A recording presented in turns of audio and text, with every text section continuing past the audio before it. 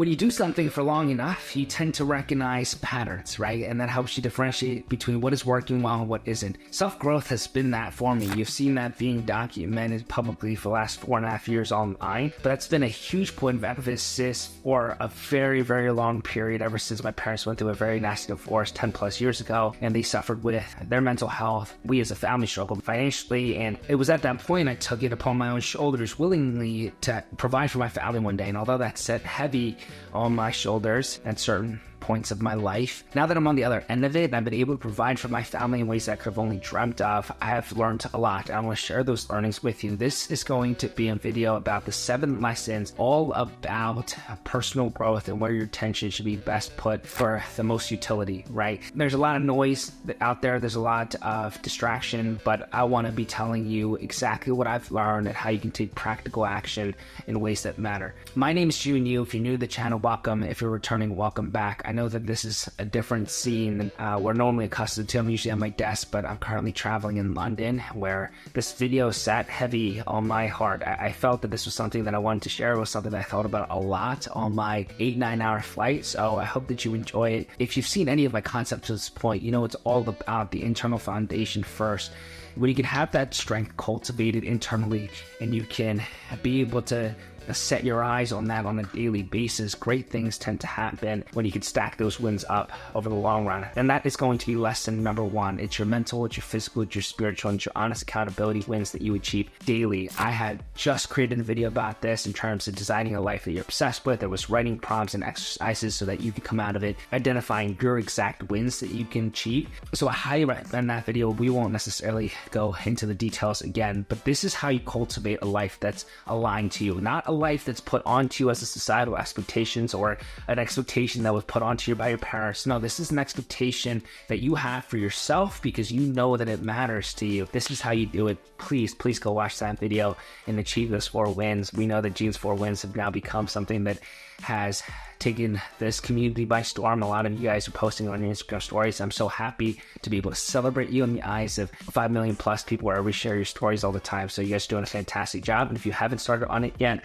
please do. Lesson number 2, delay gratification. There's so many of us in our society that want instantaneous gratification. We put a little bit of work in and we want that immediate praise of others, or we want to be able to immediately monetize off our work. And it's such the wrong focus, right? You want to be able to put your attention on the work without expecting results immediately. If you can stick to something for long enough, you will eventually win. Why? Because most of the world will have given up, because most of the world wants instantaneous gratification. Don't be like that, right? Success takes time, and you have to be somebody that's okay with failing enough so that you can start to hone in on that skill and be able to then learn all the details of it so you can be a master of that skill and you can leverage it for all the opportunities that you want from it. But that takes time, and time isn't something that we should be afraid of.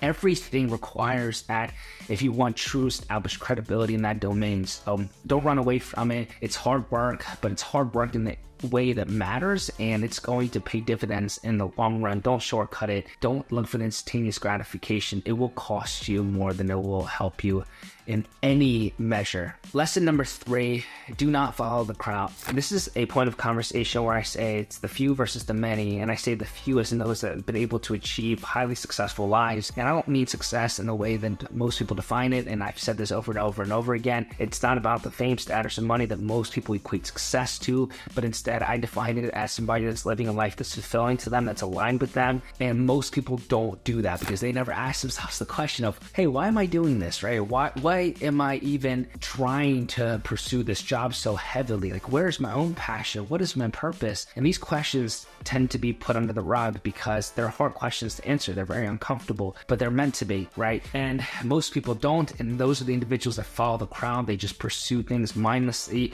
They pursue fame, status, and money, and then and they wonder why they're miserable at the end of the day. Like, you hear so much of it, right? You hear so many people that are so successful and you think they have everything and they still complain that their life is miserable. It's because they're focusing on the wrong things, right? Can you go ahead and not follow the crowd? Can you go ahead and realize, you know what, I want to be part of the few. I know those few at one point in their lives had to make this decision too, to leave the crowd. And it's this decision that I want to ask you, are you willing to make? Knowing that that's going to help you remain focused on the areas that matter and not just focus on the distractions that are put onto you, again, as societal expectations. I think you're meant for more than that, and I hope that you can understand that it's okay to do things alone. It's okay to do things with the few, because I believe that that's where your power is. Lesson number 4, choose what is hard. If you have two choices in front of you and one is easy and one is hard, and you know that the hard one is going to better progress you in whichever capacity, the decision has already been made. Choose the hard one 10 out of 10 times. It's for a multitude of reasons, but the ones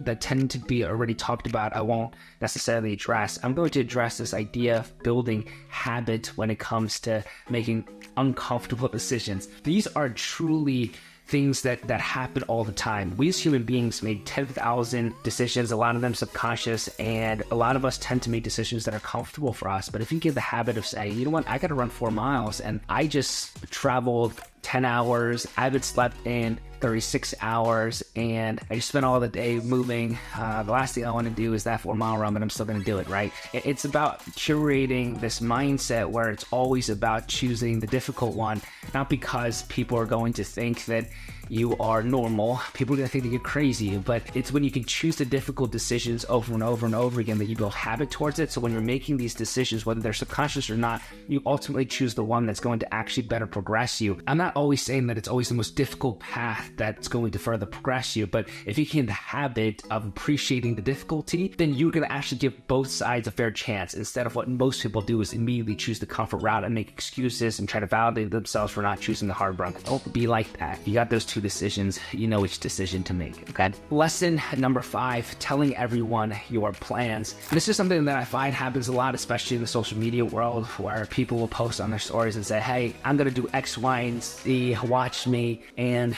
I think it's so counterproductive, right? People tend to make those statements when the motivation is high, and then a lot of times when the motivation dies down, they're not actually the types of individuals that's willing to stick through it long enough to actually have the success that they want, right? You want to be somebody that doesn't need to declare it to the world, because it's going to do 2 things for you a lot of times. I'm gonna be completely honest. It's going to cause chaos and confusion, and please, I mean this in the nicest way, but your mom, your dad, your brother, your sister, your grandpa, your grandma, your aunt, your uncle, your cousins, and your best friends truly do need the best for you, and they want the best for you. But if they're not living the life that you want to live eventually, you have to be very careful where the feedback is coming from, right? You have to be very careful which feedback you're taking to heart. And a lot of times, because you care about these individuals, they care about you, they mean well for you, it causes chaos and confusion. What's that going to do? It's going to deter you from taking action, which is going to further prevent you from ever achieving momentum, which is what we're aiming for, and that is far from what we want from you. So be somebody that works in silence, and I promise you, once you have the success, it will make its own noise. You don't have to declare it to people. People will recognize it already, and they'll say it for you. So just go ahead and focus on what matters, which is doing the hard things for long periods of time, keeping your head down, and you don't have to let anyone into it. Even while I'm doing social media, right, there's a lot of hard things that are ongoing, and it might seem like a lot of my life is public, but in reality, there's a lot that's private, right? And a lot of the projects that I do, a lot of the things that I have been doing for the last several years have been really, really personal and intimate to me. And I didn't necessarily declare it to the world that I was doing it until I succeeded at it and it already came out, right? And so I think that there's got to be a level to us willingly choosing to work in private. With it, we don't need the admiration or the applause from other people to do what we need to do, okay? Cool. Number 6, not having a routine. This is the difference of the highly successful people and then those that have some success, right? Because the highly successful people are very careful to spend their weekends just as effectively as their weekdays. The highly successful people are those that are very careful to spend their summer vacations just as well as they spend their school year, right? And these are the highly successful individuals that are very careful of how they spend their 6 to 9 a.m. before their 9 to 5, and how they spend their 5 to 9 afterwards as well. And what I'm trying to say here is we need routine, we need structure in a manner that's practical, right? I don't mean to work every single hour every day. That's far from anything that talk about within this channel. And I have a great example of this. So I have a lot of upperclassmen that I know that took the exact same biomedical engineering classes while getting both their bachelor's and master's simultaneously. Now they're several years into industry. They'll have message me. There's several of them that message me and say, hey, Jin, I want to start a business. Can you help me on X, Y, and Z? And I'm like, yeah, that's great. Tell me more. I would love to help. And I'm like, these are great ideas. Why? What's stopping you? And they're like, oh, it's a lack of bandwidth. And I asked them, I'm like, as a brother that wants to push you, this sounds a little bit crazy because I know that you were working 14, 15 hours a day as a biomedical engineering student. You never complained, right? That's just a part of who we were. That was part of the environment that we were in. And they would look at me and they're like, yeah, but that was a different time. And I'm asking them, I'm like, is it? I don't think that you changed with your personality. I don't think your work ethic just disappeared. I think you're excellent at what you do because people love you at your work, and 9 to 5, you're incredible.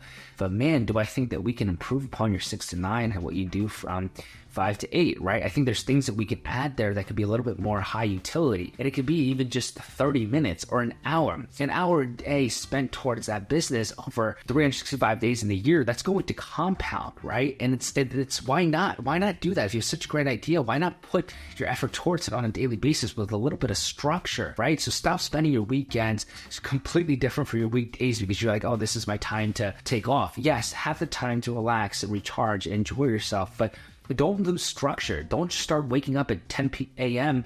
on Saturday and Sunday because you're just wanting to, or you wake up at noon. No, go ahead and sleep early on Friday or sleep at a reasonable time on Friday so you can wake up at appropriate time Saturday and you can get at least a few hours of productive work in, and then you can enjoy the rest of your time. This is how you compound over the long run.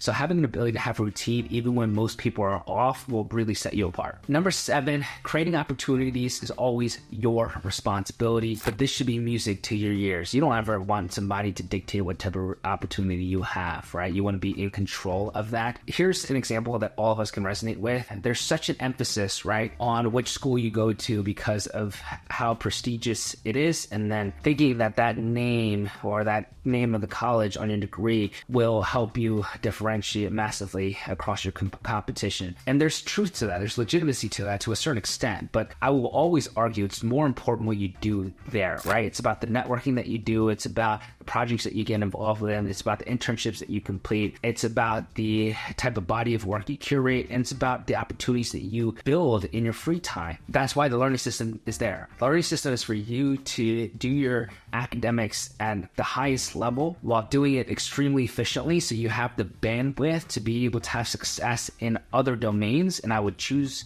one high value skill to really focus upon and do for an extended period of time. And for me, that was personal branding. Over the last 4.5, 5 years, I've curated video every single day, and I've shown that it was practical. But what I'm trying to say is that has opened the door for me that I could have never dreamt about at the age of 23, right? I've been able to build a massive business. I've been able to have a lot of success while leveraging just a true passion of mine, right? I get a chance to have an incredible audience and a connection with you guys and deliver a message that I believe is truly important that aligns with me. And so that was an opportunity that I curated with a ton of work over an extended period.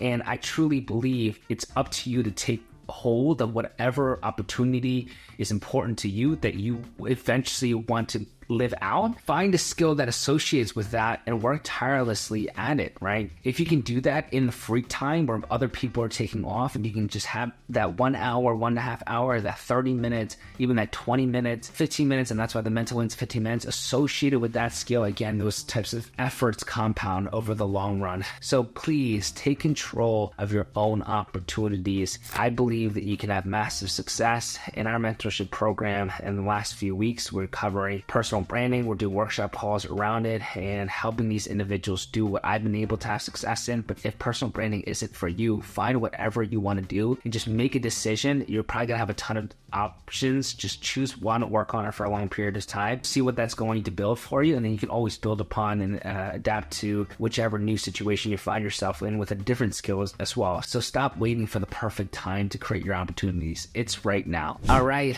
with that being said, those were the 7 lessons that I truly believe have high utility. And with all the noise in our society today, I know that a lot of it can be distracting. So if you know where to put your attention towards, which I believe are these 7 lessons that I've been able to hopefully identify as practical tips, like these are things that you can immediately take away, I think you'll have a lot of success. Look, I say it over and over again, so maybe you say it with me. I will see you all at the top. Truly, I mean it. I think you're going to have tremendous success in your life. I'm happy to be able to witness it. I'm so proud of how far you've come.